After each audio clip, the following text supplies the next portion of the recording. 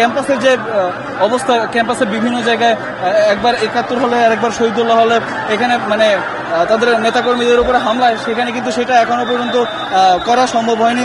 তো নেতাকর্মী যারা আছেন তারা কিন্তু পুরো ক্যাম্পাসটাকে প্রোটেক্ট করার জন্য তারা বিভিন্ন পয়েন্টে পয়েন্টে গিয়ে কিন্তু অবস্থান নিচ্ছেন এবং পরিস্থিতিটা অনেকটা এমন দেখতে পাচ্ছেন, আসলে মুখে বলার চাইতে এই পরিস্থিতি দেখে আসলে বোঝার মানে বুঝতেই হবে, কারণ ভেতরে যারা আছেন তাদের পক্ষ থেকে তাদের মধ্যে কতজন আহত আছেন সেটা আমরা জানি না। এরই মধ্যে কিন্তু আমরা কথা বলেছি বাংলাদেশ ছাত্রলীগের সাধারণ সম্পাদকের সাথে।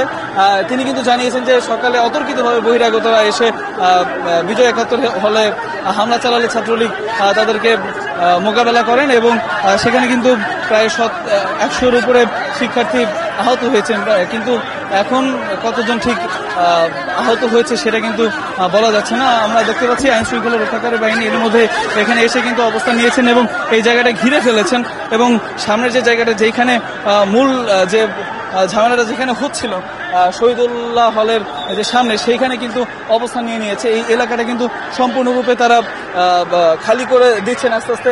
এই দিকটাতে ছাত্রলীগের যে কর্মী আছে তাদেরকে কিন্তু ওইদিকে পাঠিয়ে দেওয়া হয়েছে। আপনারা দেখতে পাচ্ছেন প্রচুর পরিমাণে আইন শৃঙ্খলা রক্ষাকারী বাহিনী এখন এখানে এসে উপস্থিত হয়েছে। তবে একটু আগে বিকেলের দিকে পরিস্থিতি কিন্তু আরো বেশি উত্তপ্ত ছিল, তখন এখানে খুব একটা আইন শৃঙ্খলা রক্ষাকারী বাহিনীর সদস্যদেরকে আমরা দেখতে পাইনি। আমরা যদি একটু এই দিকটা আপনাদেরকে দেখাই, গেটের সামনের দিকে একটু যাওয়ার চেষ্টা করব। এইখানকার পরিস্থিতিটা কিছুক্ষণ আগ পর্যন্ত কিন্তু দেখতেই পাচ্ছেন রাস্তার মধ্যে প্রচুর পরিমাণে ইট কিন্তু পড়ে আছে।